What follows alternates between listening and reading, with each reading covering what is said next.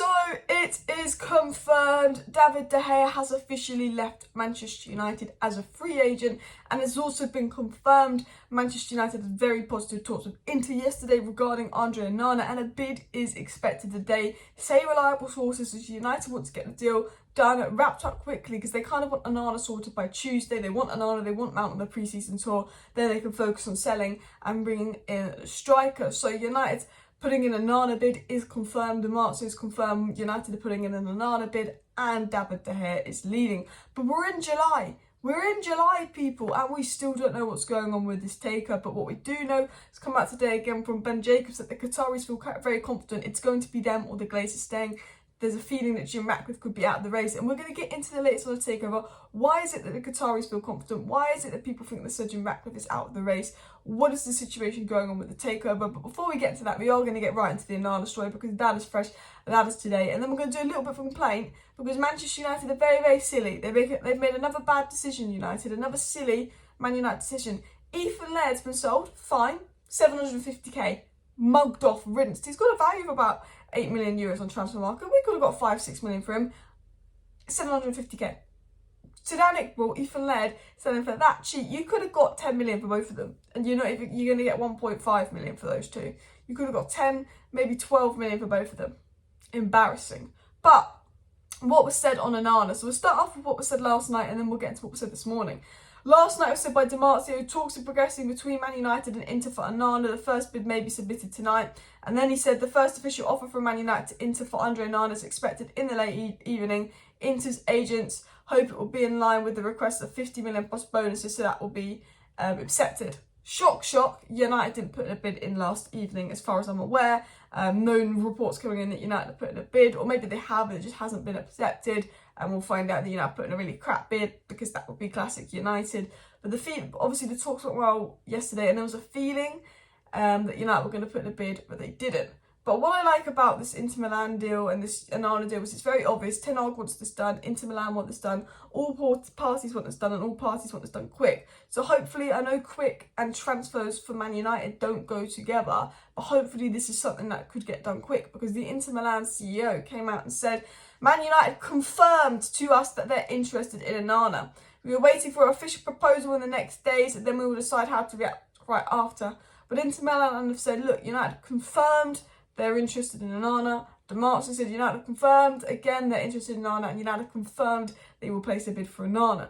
Marzio followed up this morning by speaking about Onana to United, obviously talking about how the talks went well yesterday, and this is what Marzio said in his follow-up. He said new negotiations between Inter Milan and Manchester United for Onana are proceeding quickly. The first official offer from United is expected, and Inter hope it will be in line with requests. 50 million euros plus add-ons, so that will be accepted. So United are proceeding quickly. They want it by Tuesday, and apparently a bid is expected in the coming hours. So something could be agreed today. There could be a deal done today. I mean, it's too quick for United. I feel like United will put in another crap bid and drag this out 3 weeks. But if United actually just bid 50 million euros, give into what they want, because it's a fair deal. It's not like Chelsea or rinsing us with Mason Mount.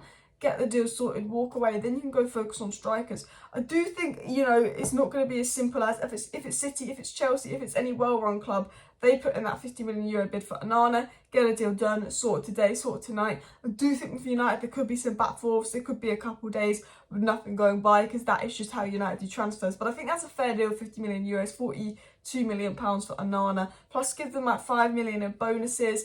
And that's only if we win stuff. So realistically, you're paying no more for a £45 million keeper who's still got a lot of years ahead. The Ten Hag wants, and we desperately need a goalkeeper. We're probably going to get a good 25 million for Dean Henderson. Well, I say that, we're going to get 15, but we should get 25 million for Dean Henderson. So that should be done. And it was followed up lastly by saying Man United are in a hurry to sign Onana, and a bid is expected in the next few hours. The club wants him in by Tuesday. Eric Ten Hag and David Harrison have decided they want Onana to replace De Gea. So other Italian reports are coming saying, look, bid's coming in the next few hours. De Gea is gone. United has decided Onana is going to replace De Gea. So we could get a here we go, or a big Onana breaking news later today. So of course, make sure you subscribe, because I will be live or do a video to update you if that deal gets done. Smash that like button as well, people. But David De Gea is still on the club website despite being a free agent, so I don't know if it's over yet. But before I get into the takeover and what's going on with the takeover right now, Ethan Laird has been sold for 750k. What a joke. Man United cannot sell players. This is the problem. We have to sell to buy reportedly this summer because of FFP and some issues. Cool. Onana, cool. Mount, cool. Hopefully we can get Højlund with our remaining budget. Probably not. We're going to think of a million excuses not to sign anyone. But we need another midfielder. Mount, Bruno, Casemiro, that's not going to do well against the top six midfields. That's not quite the balance you want. We need another midfielder, ideally someone that can cover for Casemiro but also play next to Casemiro more defensively. Especially selling Fred. I think Fred's our best defensive midfielder after Casemiro. I think McTominay's been massively misprofiled and can play next to Casemiro but not as a Casemiro replacement. So if we are going to keep McTominay, I think we need a Casemiro replacement. But if we're not even getting 1.5 million for Zidane, Iqbal, and Ethan Laird combined, can't even get 2 million for Eric Bailly, I don't know if we're going to have the funds to do that as well. Reportedly not getting Rabiot on a free, although he wouldn't be in that position. Also, the media lied. Rabiot didn't reject us, and even though we offered Juventus more, Juventus offered Rabiot a higher salary than us. That's why Rabiot rejected us. But people, what is going on with the takeover? What's been said with the takeover? Because we are just absolutely hearing nothing on the takeover this, nothing on the takeover that. And we are hearing stuff, but I mean, we are hearing a lot of stuff, but nothing is like happening. And I'm going to give you kind of an update on what's going on with the takeover. Ben Jacobs came out and said today, Qatar believe they've won. They believe it's going to be them or the Glazers stay. The Qatar say if it's not them, they think the Glazers will stay. The Qatars believe they've won.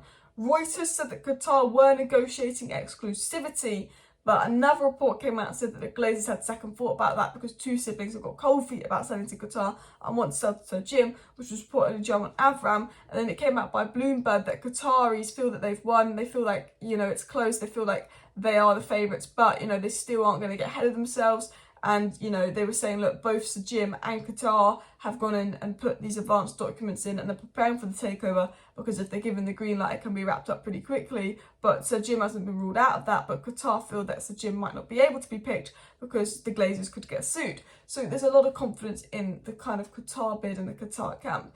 Right now, what is going on with the takeover is something going to be sorted soon. It's July. You'd think something would have been done in March. You'd think something would have been done in April. We thought something was going to be done in May. We thought it would be done in June, end of the season. We are now in July with nothing done. I wouldn't be surprised if we're here in September with nothing done. The Glazers stay throughout the whole window, which is an absolute disgrace. They should have been gone by March.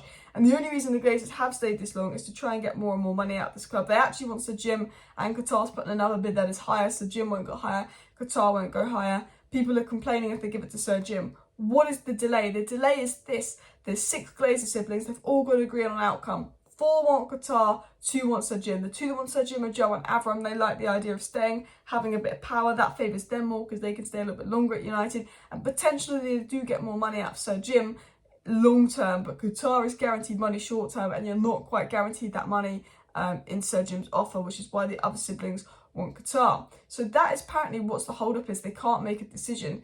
Because the Glazers can't make a decision, that is why they're putting Sir Jim and Qatar really advanced, getting all the documents ready, basically putting Qatar and Sir Jim effectively in an exclusivity stage each, and then they have to choose, do a green light, choose by third bidder and go with it. But it's 4 versus 2. Hopefully the 4 Glazers that want Qatar push the other 2 Glazers into wanting Qatar. But that is why Sir Jim and Qatar are very much both advanced in this deal because they just got to do everything they can, and the Glazers know they've got to make a decision, but because the Glazers are delaying that decision, they're just putting them all in the final stages. So then as soon as they make the decision, boom, exclusivity, and it can be wrapped up in a couple of weeks. And I do worry that maybe they want to give it to Ineos and they're delaying it to see about the legal stuff and see if they're going to get sued, and maybe that's why Qatar believe that they're in the lead. Qatar feel confident they're going to win. Apparently they were going to negotiate granting Qatar exclusivity, but Joe and Avram are a big fan of Sir Jim's offer, but Sir Jim could be difficult. Worst case scenario is they stay, and I think it would be silly if they stayed. From a business perspective, that it would be silly if they stayed, but they are the worst people in the world and you can't put that possibility. I don't think they will, and I think it makes no sense for them to. But when do the Glazers do things that make sense? They could stay. But that is why Qatar think they're in the lead. But they're not going to get ahead of themselves yet, Qatar, just in case. Anyway, guys, hopefully we'll find out something soon on the takeover. I've been seeing that for months. But smash a like, smash a subscribe. Thank you for watching. See you next time. Bye.